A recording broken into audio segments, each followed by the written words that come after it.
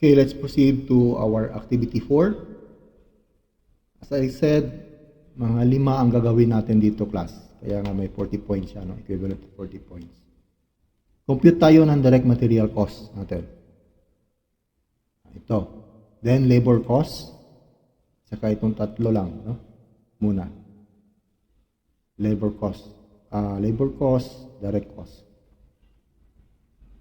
Okay, we go now to sample kanina sa DTI na binigay kanina, no? Paano mo compute ng direct material cost? Name of the materials, specification, and then yung cost, magkano siya. No? Now remember, class, when producing your particular product, meron lang siyang limit, no? May particular siyang limit.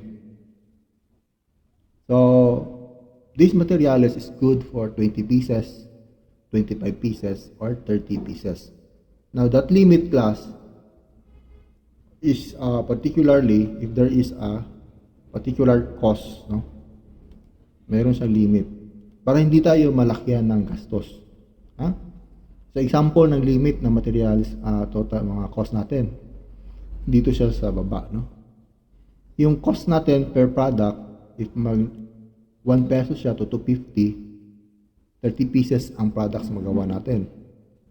Pag cost is 5 peso to 2.5 pesos to 5 pesos, there will be 20 pieces of products ang magagawa natin.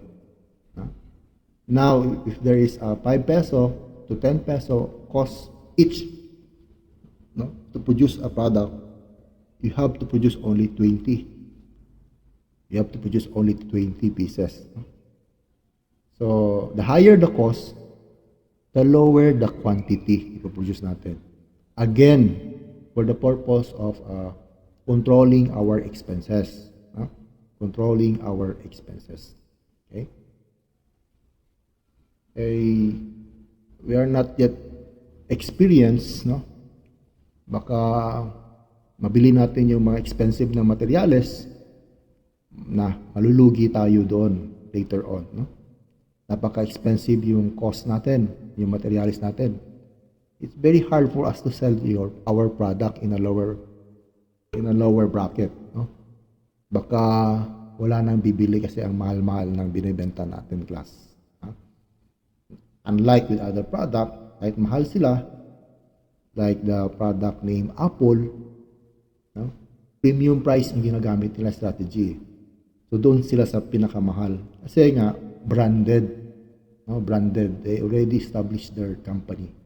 So tayo, hindi pa naman tayo nakapag-establish.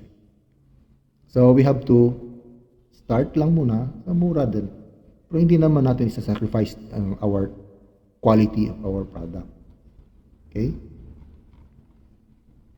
So here, go back to direct material cost. We have to refer to our DTI. Kanina meron siya dito. Mga costing, computation sa cost niya. Okay. Tayo nyo, class, no?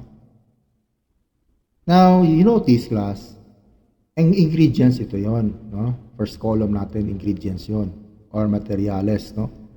And then, the second column, the specification. Magkano lang yung nagamit niya, no? Lagyan mo na. If it is an oil, ang measurement na nagamit natin, normally is liter, no? Okay, liter. So, magkano lang yung oil? 2 liters.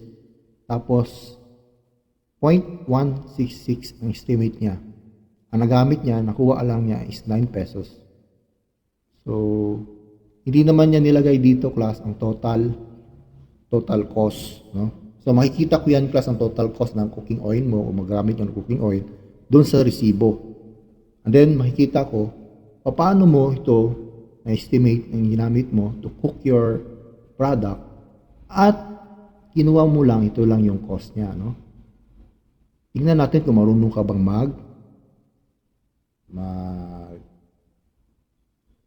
gamit ng ratio and proportion, no? Kung yun lang nagamit mo, yun lang din yung cost ang tatanggalin doon, no? For example, no? Dito sa baba, hotdog paper tray, 15 pesos. for 50 pesos. Okay. Ano yan, sir? Sa 50 pieces, ang cost ng hotdog paper tray is equivalent to 15 pesos. Pero, 18 pieces lang ang nagamit niya. So, kaya, yung packaging material niya, ang cost lang, yun lang kukunin niya ang 18 pieces out of 50. So, nagiging 5 pesos yung equivalent sa 15 pesos. Paano kinuha yan, sir? Walang yun sa class. Yung 15 pesos niya,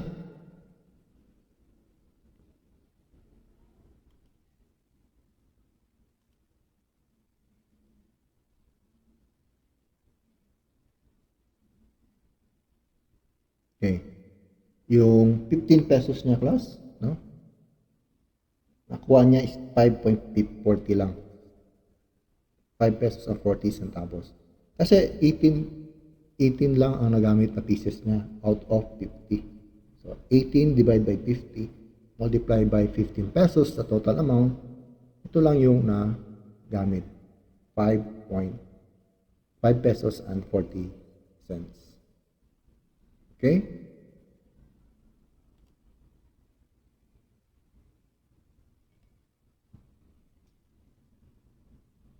So, ilagay natin dyan sa cost of materials, no?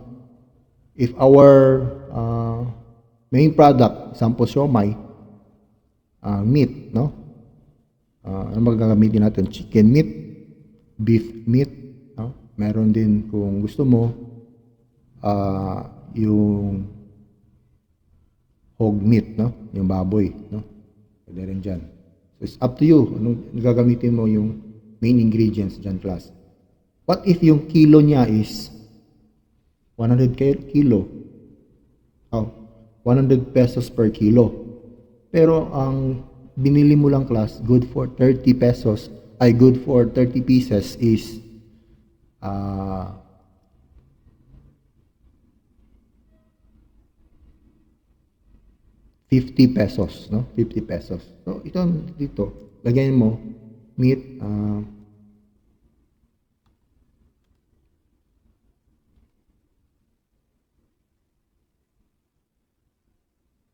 meat, may specification niya is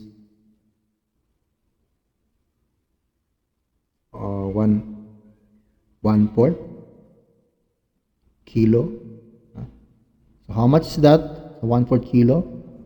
Ang nabili mo, class, is only 50 pesos, no? Kasi yun lang yun ang gagamitin mo sa total production mo na 30 pieces of siomai. Okay? So you have to follow also here. Kung meron kang oil, maliit lang yung oil na ginamit mo. Okay? Baka gagamitin mo 0.155 lang na liter. Okay? Magkano din yun? According to your total cost. Ito, 1.515, no? How much is the total cost of oil mo? 100 pesos, sir. 100 pesos. Okay, multiply mo dyan, no? 0. Hindi namin ito, maliit lang yun, eh. 0.155 liter times, ito yung 1 liter niya. 1 liter yan cost niya, no? So, magkano yan siya? Lalagay mo dyan ang amount, no? Sa cost. So, maybe you have the 1 peso and 55 centavos, no? So, yung oil niya. So, make sure, class, when you select your product, na hindi masyado mahal ang ingredients. And then, yung materials natin, limited lang to 5. Sir, marami na yung materials na gamit ko, sir. Yun lang importante yung materials dito, class. But, i-generalize mo na, sabi mo dito, sa last portion is others. I-total mo na lang dito. Lagay mo yung total, ang ilang others yun na ginamit mo. Para ma-included siya sa costing computation natin. Okay?